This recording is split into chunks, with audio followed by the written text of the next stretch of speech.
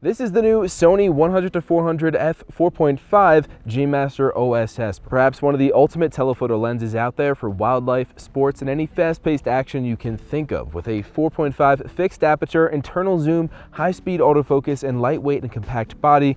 But how exactly does this lens perform in the real world? I'm Matt Zeffi, a wildlife and landscape photographer and videographer based here in Yellowstone, and in this video we'll cover everything from image quality and sharpness, autofocus and teleconverter performance, video performance, and pretty much everything in between, because admittedly I'm geeking out over this lens.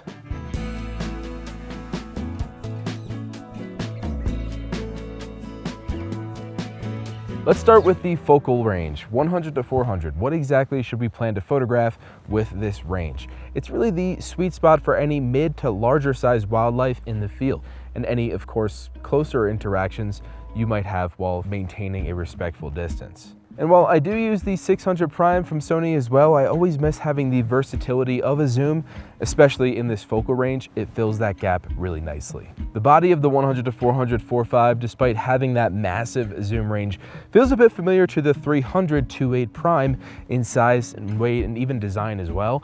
And that is to say, it is lightweight, compact, and well balanced, so it's really comfortable to use when you're out in the wild. And that zoom ring feels nice and smooth for quickly changing your focal length in the field, and the tightness can even be adjusted based on your personal preference. It also has that familiar tripod collar and foot from Sony's most high-end G-Master primes, coming in at around 1,840 grams, slightly heavier than the 100-400 that's variable aperture, but it is lighter than the 200-600, and I can say with confidence that I've used it handheld for hours without any problems. And that's crucial for those who are covering a lot of ground in the field, or even just having a lighter weight to carry on a backpack if you're going on planes with this lens. It's dust and moisture resistant as well, with a coating on the front element to prevent water, oil, and debris from messing with your beautiful shots. And trust me, here in Yellowstone, I've experienced pretty much every season in a single day, so having the confidence in its reliability means that I could just focus on the photography, and it brings a lot of peace of mind. For those who wish to add some filters of their choosing to this lens, you'll be happy to know that it allows for drop-in filters, so you don't have to carry around large filters for that front element. It has just about all of the switches that we've come to expect, like the focus mode switch between autofocus and manual, full-time DMF switch for micro adjustments after using autofocus, the focus range limiter to signal to the lens exactly which distance to look in, steady shot switch to toggle it on and off, and steady shot modes for different scenarios. This lens also has a function ring towards the end of it that's capable of 3 programmable functions, like power focus, so you don't have to manually turn the focus ring if you don't want to, focus recall to set a memorized focus distance for the lens to automatically snap to, or my personal preference, toggling between APS-C when you really need that extra 1.5 times zoom in the field.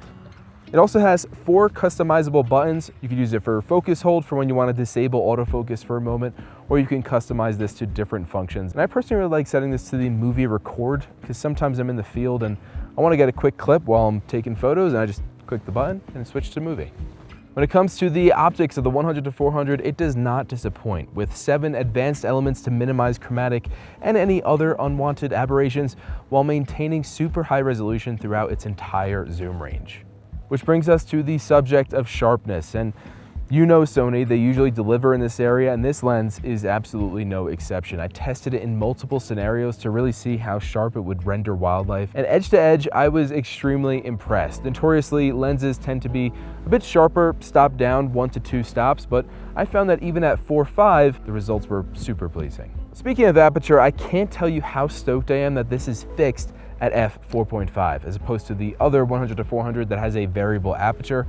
Now I don't have to worry about adjusting the settings as I zoom in and out, because this lens lets in a ton of light. And this allows for a few different things, namely much more compression and a shallow depth of field when it's wide open at 4.5. It also allows me to shoot at a higher shutter speed and remove unwanted motion blur, especially helpful for fast moving wildlife and birds in flight. And alternatively, I could lower my ISO for the least amount of noise in the image. All in all, great scenarios all around. When it comes to minimum focusing distance, this is huge for wildlife photographers because, let's be honest, sometimes wildlife likes to get up close and personal.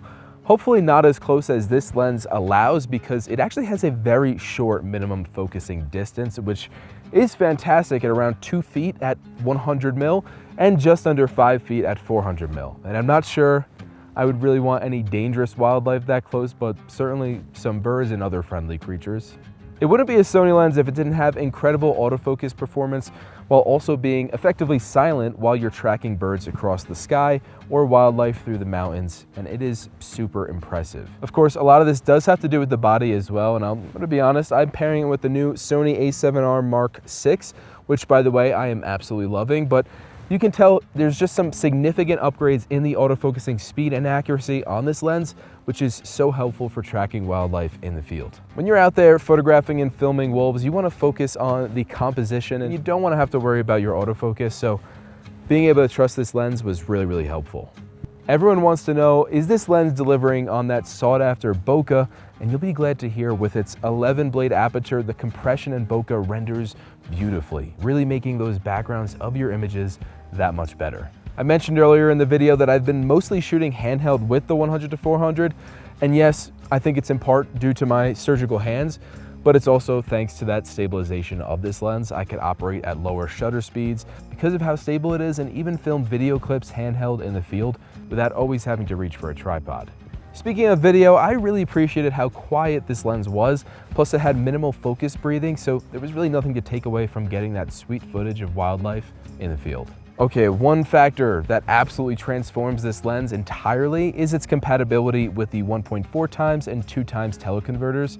I use that 1.4x a ton while photographing wolves, and I have to say, I was very impressed with the results. The 1.4x turns this lens into a 140 to 560 mm at f6.3, and the 2x turns it into 200 to 800 at f9, which is absolutely mind-boggling. So who exactly is this lens for? The 100-400 4.5 is perfectly positioned between Sony's famous prime lenses and the variable aperture of the 100-400 and 200-600. Ultimately, it is an amazing option for wildlife, sports, and any fast action photographers and videographers who need top image quality without compromise. Pair that with the Teleconverters to expand its range even more, and you can expand the subjects to photograph as well. You guys are not gonna believe this. I just had the craziest thing happen. A bison came by and walked off with the lens. So unfortunately, I can't send it back to B&H. Don't know what to tell you guys. I've never seen that happen before, but all I have to say, let me know in the comments down below what you're photographing with the new 100-400 mm. Now, I gotta go find that bison.